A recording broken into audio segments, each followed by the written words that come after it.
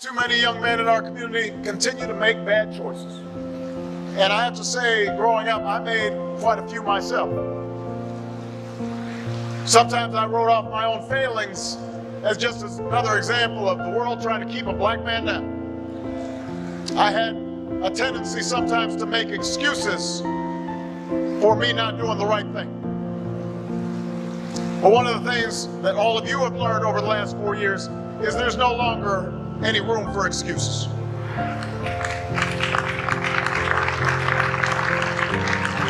I understand there's a common fraternity creed here at Morehouse. Excuses are tools of the incompetent, used to build bridges to nowhere and monuments of nothingness. Well, we've got no time for excuses. Not because the bitter legacy of slavery and segregation have vanished entirely, they have not. Not because racism and discrimination no longer exist. We know those are still out there. It's just that in today's hyper-connected, hyper-competitive world, with millions of young people from China and India and Brazil, many of whom started with a whole lot less than all of you did, all of them entering the global workforce alongside you, nobody is going to give you anything that you have not earned. Nobody cares how tough your upbringing was. Nobody cares if you suffered some discrimination. And moreover, you have to remember that whatever you've gone through, it pales in comparison to the hardships previous generations endured, and they overcame them. And if they overcame them, you can overcome them too. Part of this, I'm going to tell you something else, and I want to make this clear. Don't just listen. Don't just listen. Do. I'm not just talking. So you know, I'm not just talking. I'm doing. And I don't want you to just listen. Put this information to work. Make today count. Every day. Go forward.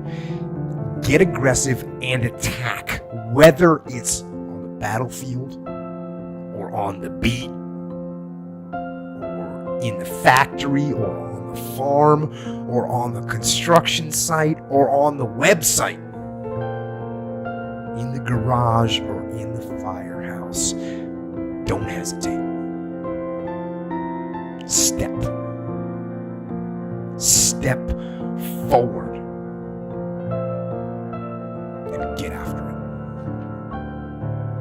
People don't like to look themselves in the mirror. That's the hardest thing to do. You know, is to critique yourself rather than point the finger. You know, and everybody hates change. So to actually do that and say, I'm wrong in a lot of areas. I look at myself in the mirror and I'm saying I'm wrong in a lot of areas. That takes a lot of willpower. You know what I'm saying? So start with self first. You have a career idea in your head, or do you have a mindset about your? No, your I mean, yeah, work? I do. My mindset is so simple. I just want to get better. I want to get better, and I want to work with great people.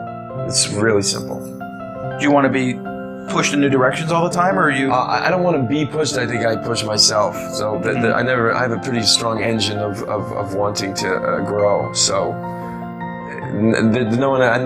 although David is a good example, I didn't think I could do that role, and there was an example of the director saying, "Just walk with me," you know. And we're going to do another movie together in the spring where it's the same thing. It's a difficult character. Give yourself a reward of some kind for practicing the new behavior. Each time you reward yourself, you reaffirm and reinforce that behavior. Soon, you begin to associate at an unconscious level the pleasure of the reward with the behavior. You set up your own force field of positive consequences that you unconsciously look forward to as a result of engaging in that behavior or habit that you've decided upon. A lot of it is mental. If you want to do something, you want it that bad, you'll make sacrifices. And growing up for me as a kid, I made a lot of sacrifices that I didn't seem that they were a big deal, and I don't seem I don't think of them as being a big deal right now. You know, there were Saturdays or Fridays where, you know, I'd give up going to a dance or hanging out with my friends because I had workout the next day. But those things that I gave up, you know, were things that I wanted to help me get to my goal. And there were times where I've been put in uncomfortable situations, but I've used my mental power, my mental strength to push through it. And I think that's how you can look at any of the athletes in the world. I mean, Tiger, the guy has a busted knee and still comes and destroys the rest of the field. You know, that's the thing. It's like people don't make excuses. Some of the best athletes, or the greatest athletes in the world, do things when they're uncomfortable. You know, everybody can compete when they're feeling good, happy, excited, rested. But it's the best people who can overcome when they're tired, sore, not in the great mind, not in the best mindset. And I think mental power that the greatest athletes have can push all the pain aside. That's what humans are good at. We all fail.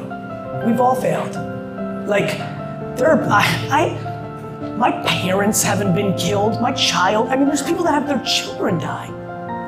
Like, could you imagine? Like, the shit I deal, listen, unfortunately, or fortunately, depends on how one wants to look at it, I'm a pretty optimistic guy. I lost 3 of my 4 grandparents before I knew them. 2 before I was born and 1 very early on. So, it's easy for me to be happy. I have my shit in the right order. The health and well-being of my family. And there's nothing even remotely close to that. Not even remotely. People have gotten through much worse. This is why I'm trying to recall our grandparents and our great-grandparents. People were persecuted and killed. We do not have real headaches. You know what I mean? I do. We are strong as shit. We're really strong. We're just being sold that we're not. Because there's a lot of money in telling us that we're not pretty enough, thin enough, smart enough, good enough. That. I want to tell you you're the best. Go do shit.